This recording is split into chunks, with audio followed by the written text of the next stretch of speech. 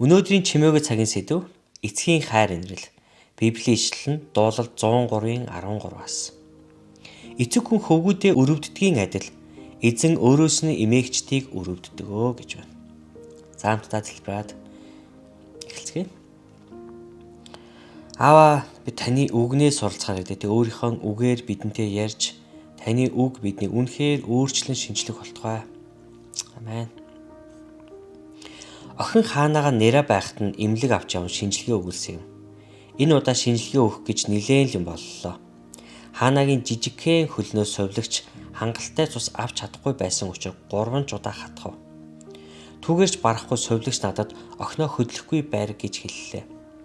Аав хүний хувьд уйлж буй хүүхдээ хөдлөхгүй барих их хэцүү байсан юм. Тэгээ жихэнд нь зөөлөн шивнэж тайвшруулахыг оролдож байлаа. Шинжилгээг нь дууссаны дараа охиноо тэрвэрэн мөрөндөө толгойг нь наахад хаана бүх хүчээрээ намайг тэрвэрсэн юм. Тэгээ төд удалгүй охин минь тайвширч уйлхаач болов. Тэр бяцхан гарт тэрврүүлэх гайхалтай мэдрэмж. Би охиноо тэрвэрч хайр, хамгаалалт халамжаа үзүүлсэн юм.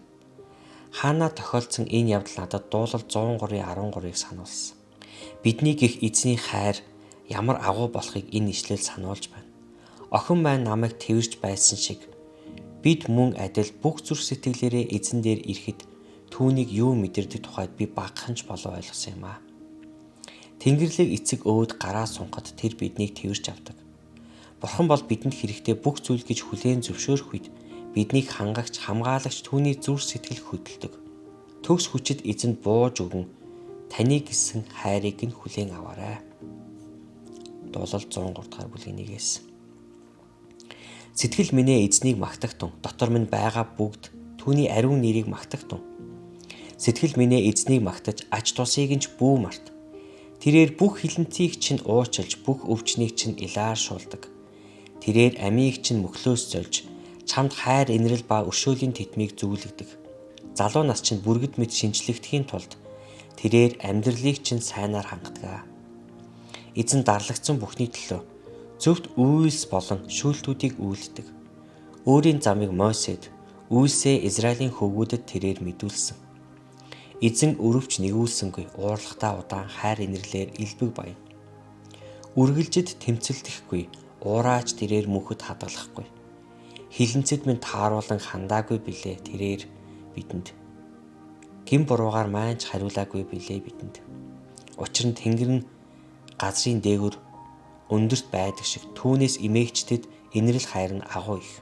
Өрнөн нь дорноос хол байдаг адил гэмт үйлдэлийг маань биднээс тэрээр тийм холдуулсан. Эцэг хүн хөвгүүдээ өрөвддгийн адил эзэн өөрөөс нь эмээгчдийг өрөвддөг. Учир нь хэлбэр дүрсийг маань тэрээр мэддэг. Биднийг тоос шороо гэдгийг санаж байдаг.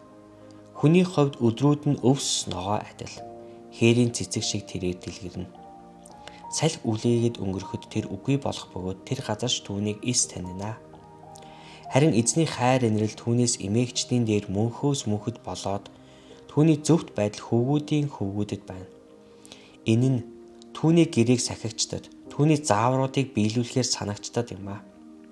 Эзэн сэнтигээ тэнгэрт залсан бөгөөд түүний хаанчлал бүхнийг захирдаг. Үгийнх нь дуу хоолойг даган үгийг нь биелүүлдэг. Хүч чадалтай түүний тэнгэр элч нараа эзнийг магтагтун.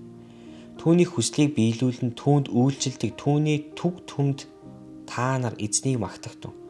Түүний захиргаа бүх газарт буй түүний бүх бүтээлээ эзнийг магтагтун. Сэтгэл минь эзнийг магтагтун.